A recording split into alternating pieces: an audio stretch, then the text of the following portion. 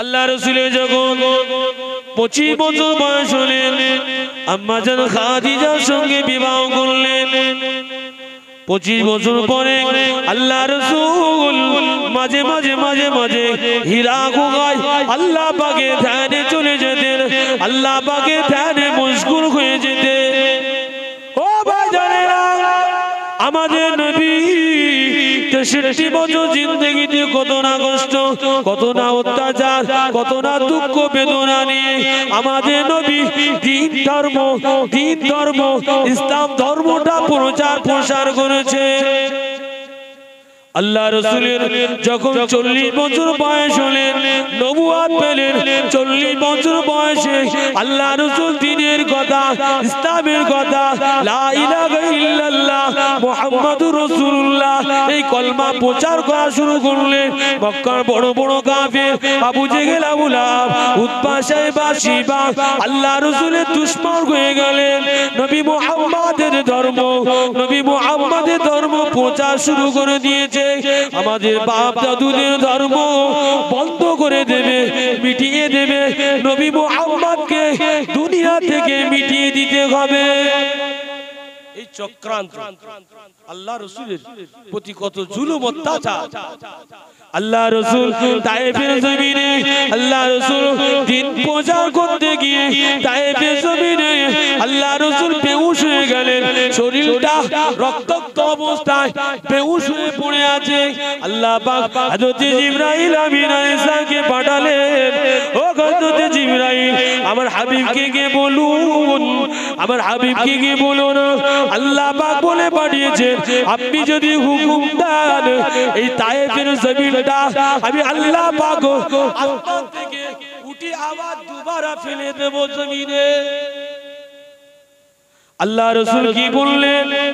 ও ভাইয়া কি জিবরাইল, এরা আমার মানে না, এরা আমাকে চেনে না, এরা আমার সম্পর্কে বোঝে না।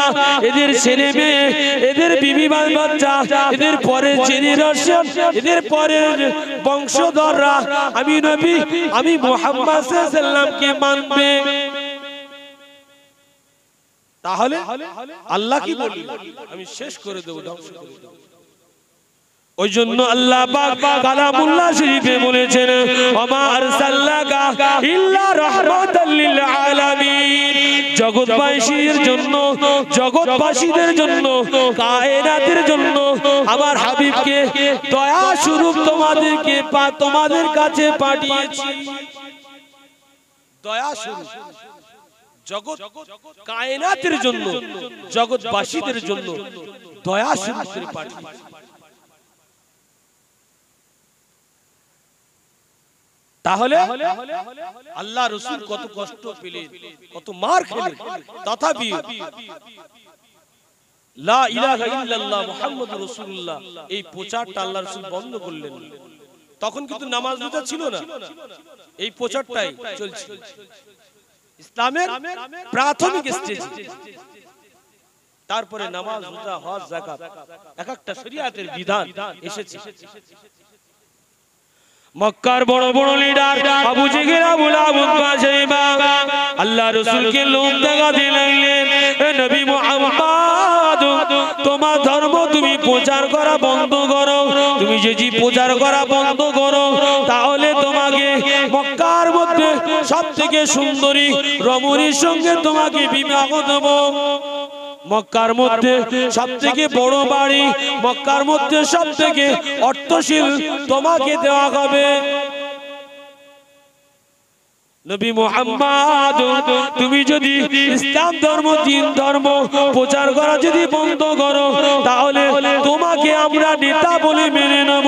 আল্লাহ রাসূল জবাব দিলেন, এ মক্কার কুফারে কুরাইশেরা, এ আবু জেহেল, আবু লাহাব, উতবা, শাইবা, শিবা, জেনে রেখো, শুনে রেখো, আমি রাসূলুল্লাহ সাল্লাল্লাহু আলাইহি ওয়াসাল্লাম আমার এক হাতে চন্দ্র, অপর হাতে যদি সূর্য এনে দেয়, তথাপিও নবী মুহাম্মদ ইসলাম ধর্ম প্রচার, দ্বীনের প্রচার করা বন্ধ করবেন না। জয় সুবহানাল্লাহ। মুহাব্বতে দরুদ আল্লাহুম্মা সাল্লি আলা।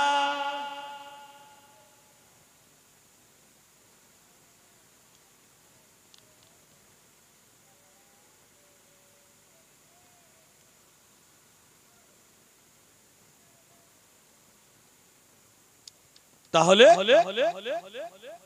আল্লাহ রাসূল দিন প্রচার থেকে আল্লাহ রাসূল বিরত হলেন। আল্লাহর কালামুল্লাহ শরীফ ওমা কানা নাফসুন আন তামুতু ইল্লা বিইذনিল্লাহ ওমা কানা নাফসুন, কোন আত্মাকে কেউ হত্যা করতে পারে না। ওমা কানা লিনাফসুন আন তামুত, কোন আত্মাকে কোন ব্যক্তিকে শেষ করতে পারে না ইল্লা বিইذনিল্লাহ, আল্লাহর হুকুম ছাড়া কোন ব্যক্তিকে কোন মানুষকে কেউ শেষ করতে পারে না। কিতাবাম মুআজ্জালা, কিতাবাম মুআজ্জালা, তার একটা নির্দিষ্ট সময় আছে, নির্দিষ্ট সীমা আছে, কখন সে মৃত্যুবরণ করবে, কখন সে ইন্তেকাল করবে, এর একটা সীমা আছে। অনেকের শত্রু থাকে, দুশমন থাকে, সাবধানে চলতে হয়, কিন্তু কোন আত্মা কাউকে শেষ করতে পারে না। শত্রু থাকবে হাজার, তথাপিও তার সাহায্যের জন্য আল্লাহ পাক এমন একজনকে তোমার সামনে উপস্থিত করে দেবে, তুমি আর তাকে আর মারতে পারবে না। এটা আল্লাহর নিজাম।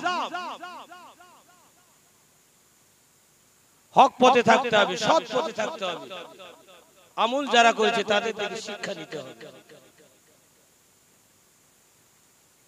আল্লাহর ওলি হযরত ইব্রাহিম আদহাম, আল্লাহ পাকের ওলি হযরত ইব্রাহিম আদহাম, উনি বলতে জগৎ বিখ্যাত ওলি হযরত ইব্রাহিম আদহাম। কি কথা যে দুনিয়ার মানুষ, আমি যখন কষ্টের মধ্যে থাকি, আমার বন্ধু বান্ধব তারা কষ্টটা দেখে আমাকে বোঝাতে থাকে, সান্ত্বনা দেয়। আর যখন আমি আনন্দে থাকি, খুশিতে থাকি, আমার মুখটা যখন হাসি আনন্দে উৎফুল্লে, তখন আমার বন্ধু বান্ধবরা এসে আনন্দ করে, মজা করে, তারা আমার আনন্দের সঙ্গে আনন্দ করে। আল্লাহর ওলি হযরত ইব্রাহিম আদম বলতে লাগলেন, আমি যখন কবরে যাব আমার সাথে কেউ যাবে না, আমার কেউ সঙ্গী সাথী হবে না। দুনিয়াতে আমি যখন কষ্টের মধ্যে থাকি, দুঃখের মধ্যে থাকি, বন্ধু বান্ধবেরা আমার দুঃখটা বুঝে তারা আমাকে বুঝাতে থাকে, আমাকে সান্ত্বনা দেয়। আমি যখন আনন্দে থাকি, আমি যখন খুশিতে থাকি, তারাও আমার খুশিতে তারাও আনন্দ করে। অতএব দুনিয়ার কোনো সাথী এরা আমার উপকারের বন্ধু নয়, এরা আমার কবরের সাথী নয়, আমাকে কবরে একা থাকতে হবে।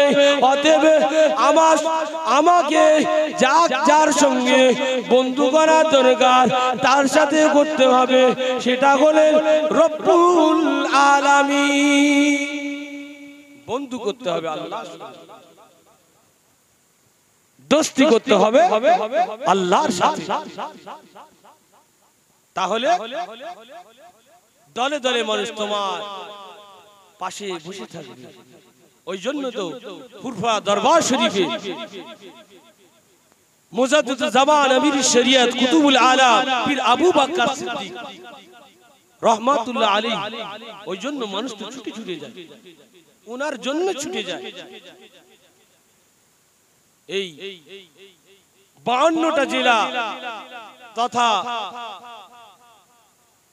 পশ্চিম বাংলা, আসাম, ত্রিপুরা, মেদিনীপুর, আপনার বাংলাদেশ, এই সমস্ত জায়গাতে পায়ে হেঁটে হেঁটে দ্বীনের প্রচার, ইসলামের প্রচার করেছে। উনি যেখানে যেতেন সেখানে থাকতেন, মসজিদে থাকতেন, কারোর বাড়িতে নয়। বুঝেছে? কারোর বাড়িতে নয়, মসজিদে থাকতেন। ফজরের সালাতে দেখতেন কতটা নামাজি আছে, নামাজের কথা বলতেন। কয়েকদিন থাকার পরে তারপরে বিদায় নিতেন। এই ছিল মেহনত। এখন 30,000 50,000 নিয়ে বেরিয়ে গেল। আমি কাউকে আমি কারোর বিরুদ্ধে নয়, কিন্তু দাদা হুজুর পীর রহমাতুল্লাহ আলী যে প্রচার প্রসার করে গেছে এই ভারতবর্ষের জমিনে, অতুলনীয়, তানার মতো আর কেউ হতে পারবে না। তিনি টাকা চিনতেন না। যে গ্রামে যেতেন সেই গ্রামের মানুষদের ইসলামের পথে, দ্বীনের পথে, সঠিক পথে আসার জন্য আহ্বান করতেন। এই ছিল মুজাদ্দিদুল জামান। তানার 5 আওলাদ, বড় হুজুর পীর কিবলা, মির্জা হুজুর পীর কিবলা, শেখ হুজুর পীর, নওয়াব হুজুর পীর কিবলা, ছোট হুজুর পীর রহমাতুল্লাহ আলী, তানাদেরও মেহনত ছিল। ছোট হুজুর পীর রহমাতুল্লাহ আলী কত মাদ্রাসা করেছে নিজে হাতে। জুলফিকার সিদ্দিক রহমাতুল্লাহ আলী, ছোট হুজুর পীর কি মেহনত করেছে। আল্লাহ বাগের ওলি হযরত হাসান বসরি রহমাতুল্লাহ আলাইহি দরবারে এক ব্যক্তি গেলেন, হুজুর আমার চাষবাস ভালো হয় না, হুজুর আমার চাষের মাল আমার নষ্ট হয়ে যায়, হুজুর আমাকে একটা আমল দেন, যে আমলের দ্বারা আমার চাষবাস ভালো হয়, আমার চাষবাস যাতে নষ্ট না হয়, আমি বিবি বাল বাচ্চাদেরকে নিয়ে হাসি খুশি ভাবে জীবন যাপন করতে পারি। হুজুর আমাকে একটা আমল দেন। আল্লাহ পাকের ওলি হযরত হাসান বসরি রহমাতুল্লাহ আলাইহি বলতে লাগলেন, ও আল্লাহ পাকের বান্দা, আপনি বেশি বেশি বেশি বেশি আস্তাগফির পড়বেন। এই আমলটুকু দিলেন, আস্তাগফিরুল্লাহ, সংক্ষেপ, আস্তাগফিরুল্লাহাল্লাযী লা ইলাহা ইল্লা হুয়াল হাইয়ুল কাইয়্যুম ওয়া আতুবু ইলাইহি, লা হাওলা ওয়ালা কুওয়াতা ইল্লা বিল্লাহিল আলিয়্যিল আযীম, আস্তাগফিরুল্লাহ রাব্বি মিন কুল্লি যামবি, বিভিন্ন আছে। সবথেকে আস্তাগফির সবথেকে গ্রহণযোগ্য হলো আস্তাগফিরুল্লাহাল্লাযী লা ইলাহা ইল্লা হুয়াল হাইয়ুল কাইয়্যুম ওয়া আতুবু ইলাইহি। এর মধ্যে বিশাল কিছু আছে, আল্লাহর রহস্য এর মধ্যে লুকিয়ে আছে। আল্লাহ পাকের ওলি হযরত হাসান বসরি রহমাতুল্লাহ আলাইহি দরবারে আরেক ব্যক্তি গেলেন, হুজুর আমার ছেলে মেয়ে নেই, আমার সন্তান নেই, হুজুর আমাকে একটা আমল দেন, যে আমলের দ্বারা আমার ছেলে মেয়ে যাতে আল্লাহ পাক দান করেন। আল্লাহর ওলি হযরত হাসান বসরি বলতে লাগলেন, তুমি বেশি বেশি আস্তাগফির পড়বে, বেশি বেশি আস্তাগফির পড়বে। আরেক ব্যক্তি গেলেন, হুজুর আমাকে আমল দেন, হুজুর আমাকে একটা আমল দেন, যে আমলের দ্বারা আমি সঠিক পথে থাকতে পারি। এক ব্যক্তি তার চাষবাস ভালো হয় না, আর এক ব্যক্তি তার সন্তান হয়। আর এক ব্যক্তি গেলেন, হুজুর আমাকে আমল দেন, যে আমলের দ্বারা আমি সঠিক পথে থাকতে পারি, দ্বীনের পথে থাকতে পারি। এই তিন ব্যক্তি চলে যাওয়ার পরে আল্লাহ পাকের ওলি হযরত হাসান বসরি রহমাতুল্লাহ আলাইহি কাছে বলতে লাগলেন, মুরিদেরা, ও আল্লাহ পাকের ওলি হাসান বসরি রহমাতুল্লাহ আলাইহি, আপনি তিন ব্যক্তিকে একই আমল দিলেন, তিনজন ব্যক্তিকে একই আমল দিলেন, এর কারণটা কি? আল্লাহ পাকের ওলি হযরত হাসান বসরি বলতে লাগলেন, ও আমার ভক্ত মুরিদেরা, ও আমার মুরিদ মুতাকিনেরা, আমি হাসান বসরি যতটুকু আল্লাহকে চিনেছি, যতটুকু আল্লাহকে জেনেছি, তোমরা ততটা চেনো না বাবা, তোমরা ততটা জানো না বাবা। আমি আল্লাহকে যতটা চিনেছি, আমি আল্লাহকে যতটা বুঝেছি, আমার থেকে তোমরা কিন্তু বেশি চেনো না। আস্তাগফিরুল্লাহ, আস্তাগফিরের মধ্যে এ অনেক গুণ আছে। যে বেশি বেশি তওবা করে, যে বেশি বেশি আস্তাগফির পড়ে, আল্লাহ তার গুনাহ এমনিতেই maaf করে দেয়। জোরে বলুন সুবহানাল্লাহ। আর গুনাহ মাফকারী দোয়া আল্লাহর দরবারে কবুল হয়ে যায়। ওই জন্য ইমাম আল্লাহর ওলি হযরত হাসান বসরি রাহমাতুল্লাহ আলাইহি তিন ব্যক্তিকে একই আমল দিলেন।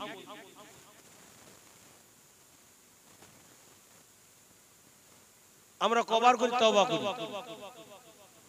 যারা নামাজি তাদের কথাই বলি, কবার করে তওবা পড়ি, কবার করে আস্তাগফির পড়ি বলেন। ওই যতটুকু মসজিদে থাকতে হয় ততটুকু। আবার অনেকেই সময়ই পায় না।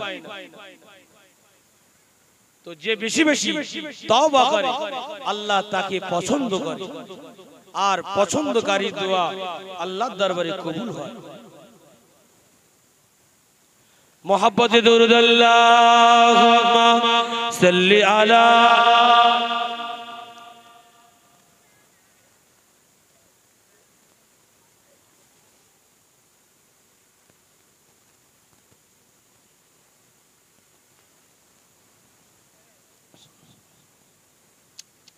তো আসে পরিবর্তন হয়। বারবার বলছি সময় কিন্তু আর বেশি নেই, খুব কঠিন সময়। ঈমান হালাতে যদি যেতে পারে তাহলেই নাজাত, তা না হলে জাহান্নাম চিরস্থায়ী হয়ে যাবে। ঈমান হালাতে যদি যেতে পারে, আপনার 40 বছর বয়স হয়ে গেল, 20 বছর আল্লাহর পথে দ্বীনের পথে আসুন, ফিরে আসেন, আল্লাহর কাছে তওবা করেন, ক্ষমা চান। আপনি 20 বছরে কি বিশাল কিছু করে ফেলবেন?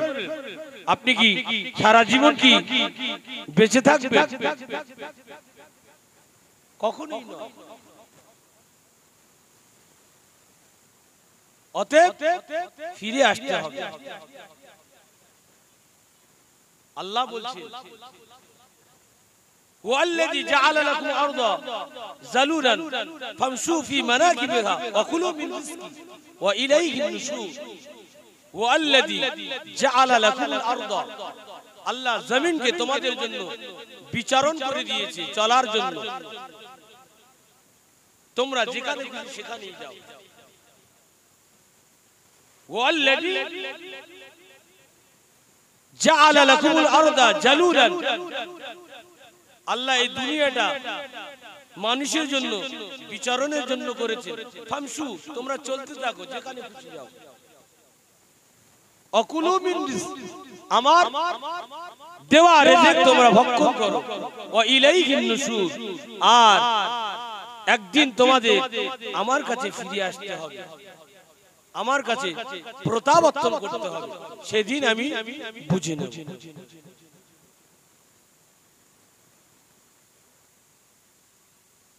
ফিরে সকলকেই চলে যেতে হবে। অতএব সময় থাকতে সাবধান হন, সময় থাকতে ভালো হন। আপনি দাসের আড্ডায়, আপনি জুয়ার আড্ডায়, আপনি শরাবের আড্ডায়, আপনি বাজারে বসে বসে সময় কাটাচ্ছেন, ও বাজারেরা, এরা কিন্তু আপনার উপকারী বন্ধু নয়, এরা হলো আপনার পরিচিত দুশমন, এরা হলো আপনার পরিচিত দুশমন। আপনার আখিরাত থেকে আপনাকে পিছন দিয়ে থাবা দিয়ে আপনাকে টেনে ধরে রেখেছে। অতএব সময় থাকতে ভালো হন, সময়ের প্রতি গুরুত্ব দেন, তাহলেই কামিয়াবি। হযরত নবী ইব্রাহিম আলাইহিস সালাম, আর কিছুক্ষণ বলে ছেড়ে দেব, বক্তা চলে এসেছে। যাই হোক, সংক্ষেপ কালাম। আল্লাহর নবী ইব্রাহিম আলাইহিস সালাম কত বড় নবী ছিলেন, খলিল আর হাবিব, মা বাইনাল ফারকু হাবিব ও খলিল, মা বাইনাল ফারকু হাবিব ও খলিল। হাবিব এবং খলিলের মধ্যে পার্থক্য কি? হাবিব হলেন আমাদের নবী, আর খলিল হলে ইব্রাহিম খলিলুল্লাহ। মুহাম্মদ সাল্লাল্লাহু আলাইহি ওয়াসাল্লাম হাবিবুল্লাহ, আর ইব্রাহিম খলিলুল্লাহ। খলিল মানেও বন্ধু, হাবিব মানেও বন্ধু। এর ডেফিনিশনটা কি, এর সংজ্ঞাটা কি? খলিল মানে যিনি আল্লাহকে ভালোবাসে, ওই জন্য আল্লাহকে মহব্বত করার কারণে আল্লাহ পাক তার নবীকে খলিল বলে ডেকেছেন, আর আল্লাহ যাকে ভালোবাসে তাকে হাবিব বলে ডেকেছেন। সেটা হলো আমাদের নবী জনাবে মুহাম্মদ মুস্তাফা সাল্লাল্লাহু আলাইহি ওয়াসাল্লাম। আল্লাহ পাকের নবী নবী ইব্রাহিম আলাইহিস সালাম ওনাকে জিজ্ঞাসা করতে লাগলেন, ও আল্লাহ পাকের নবী, ও নবী ইব্রাহিম আলাইহিস সালাম, আল্লাহ পাক আপনাকে খলিল বলে ডেকেছে, আল্লাহ পাক আপনাকে খলিল কেন বলেছেন? নবী ইব্রাহিম আলাইহিস সালাম বলতে লাগলেন, আমি যখন খাবার খাই, আমি যখন খাদ্য খাই, আমি যখন খানা খাই, আমি একা একা খানা খাই না, আমি মেহমানদেরকে সঙ্গে করে নিয়ে, সঙ্গে সাথী করে নিয়ে আমি যখনই খানা খাই, আমি যখনই খাদ্য খাই, মেহমানদেরকে নিয়ে খাই।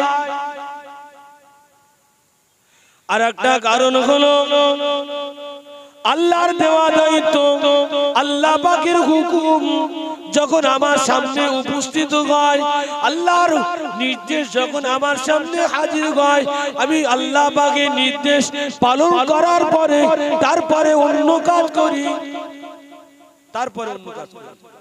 আল্লাহর হুকুম আগে, আমার কাছে প্রাধান্য বেশি, তারপরে অন্য কাজ, বাকি কাজ সংসার। দ্বিতীয় নাম্বার কারণ হলো আমি রিজিকের জন্য চিন্তা করি না, আমি রিজিকের জন্য চিন্তা করি না। রিজিকের মালিক হলো আল্লাহ।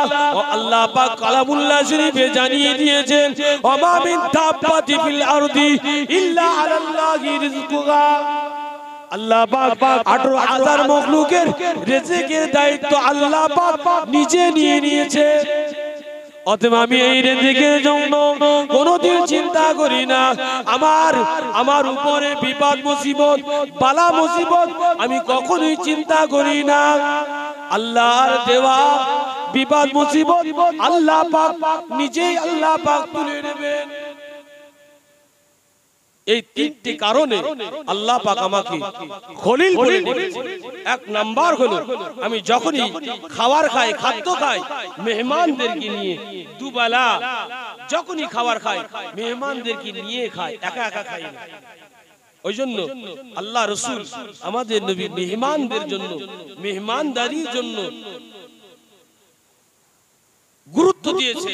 মেহমানদের আপ্যায়নটা আল্লাহ রাসূল পছন্দ করতেন। ওই জন্য মেহমানদের ভালো সেবা যত্ন করতে হয়।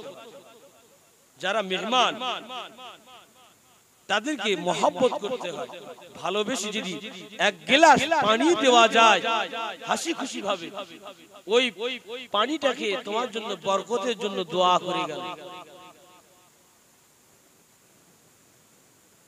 দ্বিতীয় নাম্বার হলো যখন আল্লাহর হুকুম আমার সামনে হাজির হয়, আমি কারো কথা শুনি না। আসরের সময় বলে চল না একটু ঘুরে আসি, বাজার থেকে ঘুরে আসি, বন্ধু ডাকলো, আসরের নামাজ চলে গেল। নবী ইব্রাহিম আলাইহিস সালাম এরকম করতেন, আগে আল্লাহর হুকুম, তারপরে নামাজের পরে যাব, অসুবিধা নেই। এই মনোবৃত্ত, এই মনোভাব নিজের অন্তরে রাখতে হবে। তৃতীয় নাম্বার হলো যে আগামীকাল আমার কি রিজিক আল্লাহ রেখেছে, আমার আল্লাহ কি বিপদ মুসিবত রেখেছে, এটা তো আমরা জানি না। অতএব এইসব নিয়ে আমি চিন্তা করি না। কালকে কি খাবো আমরা চিন্তা করি না। আল্লাহর কোরআন পাক সূরা হাশরের মধ্যে বলেছেন, আল্লাহ পাক সূরা হাশরের মধ্যে বলেছেন,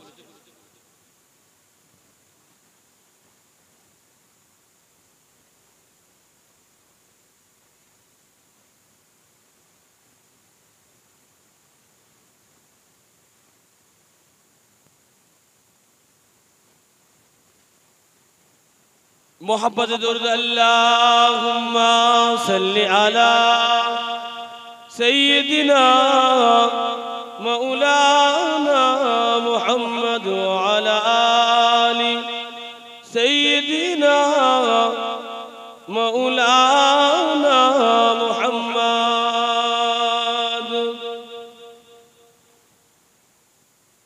कादे उम्मत कादे मोमिन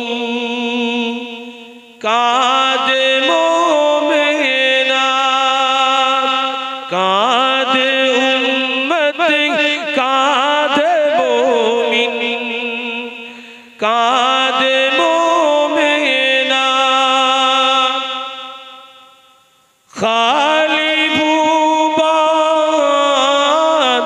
खाली बुबान রহিল পড়ে মোর নবী এলো না। কাঁদে উম্মত কাঁদে মুমিন কাঁদে মুমিনাত। আসবে না নবী আর এ দুনিয়ায় দেখা কি হবে না আমাদের জীবনে। ও গো নবী ও গো নবী দেখা দিও শেষ বিচারের দিনে। কাঁদে উম্মত কাঁদে মুমিন কাঁদে মুমিনাত। আল্লাহুম্মা সাল্লি আলা সাইয়্যিদিনা মাওলানা মুহাম্মদ ওয়া আলা আলি সাইয়্যিদিনা মাওলানা মুহাম্মদ। আল্লাহ পাক সূরা হাশরের মধ্যে জানিয়েছে ইয়া আইয়ুহাল্লাযীনা আমানুত্তাকুল্লাহ, হে ঈমানদারেরা তোমরা আল্লাহকে ভয় করো। ওয়াল তানজুর নাফসুম মা কদ্দামাত লিগা। আমরা কি করি? আল্লাহ সতর্ক করছেন ইয়া আইয়ুহাল্লাযীনা আমানুত্তাকুল্লাহ, তোমরা আল্লাহকে ভয় করো। ওয়াল তানজুর নাফসুম মা কদ্দামাত লিগা, আগামীকাল আমার দরবারে কি পাঠাবে কি প্রেরণ করবে, আগামীকাল কি ইবাদত করবে, এটা একটু চিন্তা করে দেখো। ওয়াত্তাকুল্লাহ, আল্লাহকে ভয় করো। ইন্নাল্লাহা খাবীরুম বিমা তা'মালুন, আল্লাহ প্রত্যেকের অন্তরের খবর রাখে জানে। তাহলে আল্লাহ ঈমানদারদেরকে সতর্ক করলেন। যারা ঈমানদার তারা যাতে অসৎ পথে ভুল পথে যারা যেন না চলে। আমরা অন্য অন্য চিন্তা ভাবনা করি, আমি কি করে গাড়ি বাড়ি করব, আমি কিভাবে ভালো ইনকাম করব, এই চিন্তা ভাবনা আমরা করি। কিন্তু আগামীকাল আল্লাহর কাছে কি ইবাদত কোন আমল আল্লাহর কাছে পাঠাবো, এই চিন্তা ভাবনা এই মনোবৃত্তি আমরা করি না। কিছু কিছু কথা আছে আমাদের গলাটা টিপে রাখা হয়েছে, বলতে দেওয়া হয় না। আমাদের গলা গুলো টিপে রাখা হয়েছে, গামছা দিয়ে বাঁধা রাখা হয়েছে, বলতে দেওয়া হয় না। বললেই অশান্তি, বললেই ঝামেলা। কারণ ইলমের কমজোরি।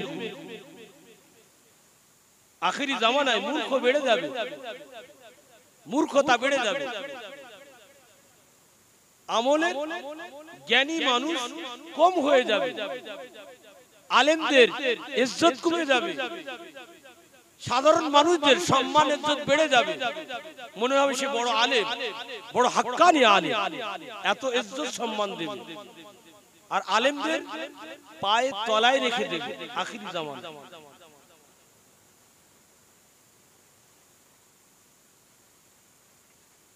এক বক্তা জলসা করছে, যে বাড়ি জলসা করছে সে বাড়ি সুদের নিয়ে জলসা। বাড়িওয়ালার মাথা ঠিক থাকবে?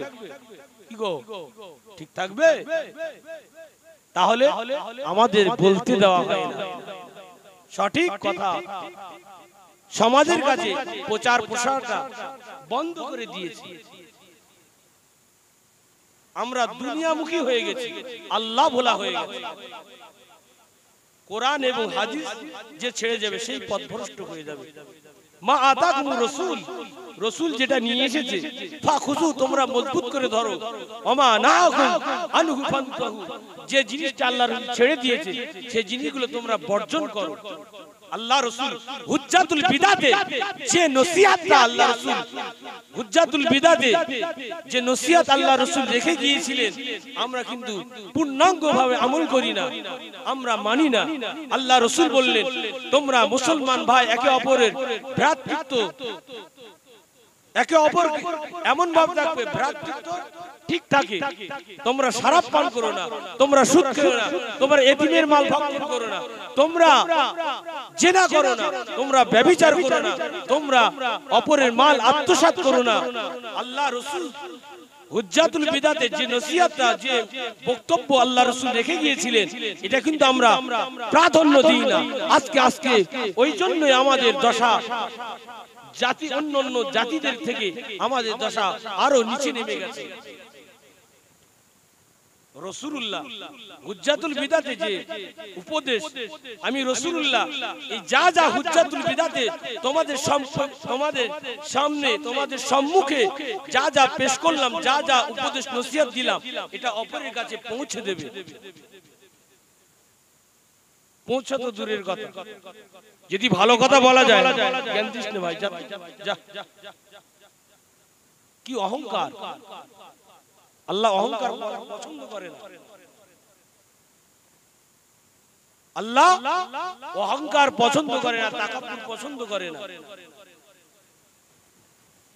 আল্লাহ বললেন, অকালা রব্বুকুম উদউনি আস্তাজিব লাকুম।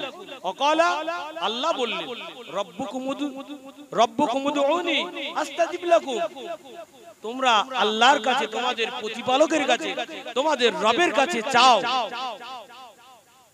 আমরা চাইবো কার কাছে? আল্লাহর কাছে। দোয়ার মালিক তো আল্লাহ, দেনে वाला रब है, बांटने वाला मोहम्मद।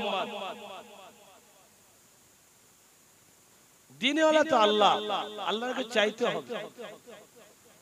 इन्नमा आना कासिमु वल्लाहु युती,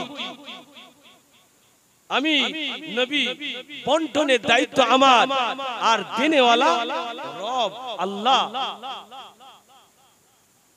তাই আল্লাহ বললেন, অকালা রব্বুকুম উদউনি আস্তাজিব লাকুম, বান্দা তোমাদের চাওয়ার পাওয়ার আশা আমার কাছে চাও। ইন্নাল লাযিনা ইস্তাকবিরুনা মিন ইবাদাতি, ইন্নাল লাযিনা, যারা ইস্তাকবিরুন, অহংকার করে, ফকর করে, রিয়া করে, আন ইবাদাতি, ইবাদতের মধ্যে, সায়াদখুলুনা জাহান্নামা দাখিরিন, তারা জাহান্নামে চিরস্থায়ী লাঞ্ছিত অবস্থায় প্রবেশ করবে। অহংকার, রিয়া, তাকাব্বুর আল্লাহ পছন্দ করেন না। অতএব বড়াই দেখিয়ে কোনো লাভ হবে না। মাথা হ্যাট করে থাকলে সম্মান দেওয়ার মালিক আল্লাহ।